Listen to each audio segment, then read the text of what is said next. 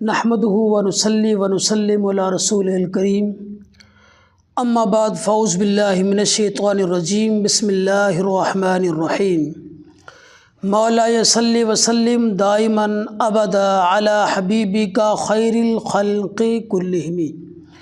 تمام معزز سامعین و ناظرین کو روحانی دنیا میں خوش آمدید۔ امید کرتا ہوں اللہ اور اس کے رسول کے کرم و فضل سے تمام احباب خیر و عافیت کے ساتھ ہوں گے۔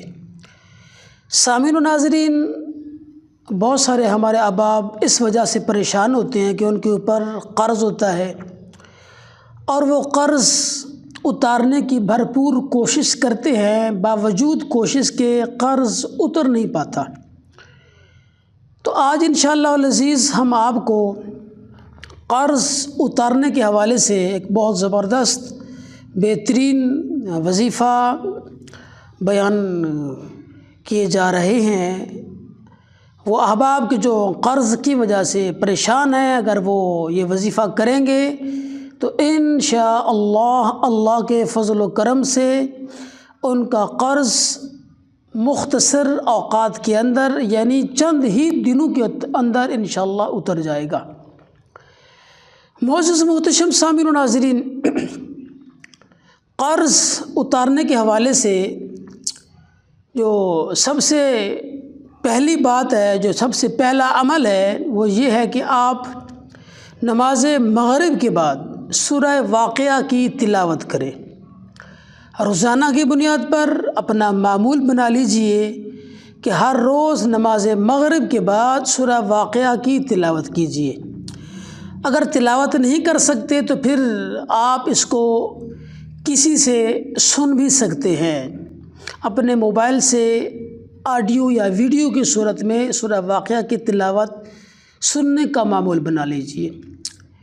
اس کے علاوہ 300 مرتبہ ہر شب سورۃ الاخلاص پڑھنا شروع کر دیجئے۔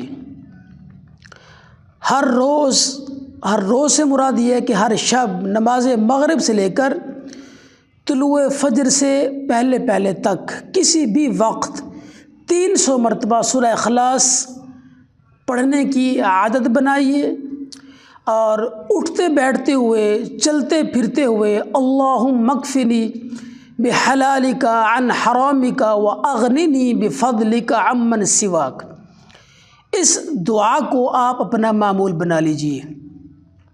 انشاءاللہ العزیز اللہ کے فضل و کرم سے چند ہی دنوں کے اندر، چند ہی روز کے اندر آپ پر جتنا بھی بڑے سے بڑا قرض ہوگا تو اتر جائے گا۔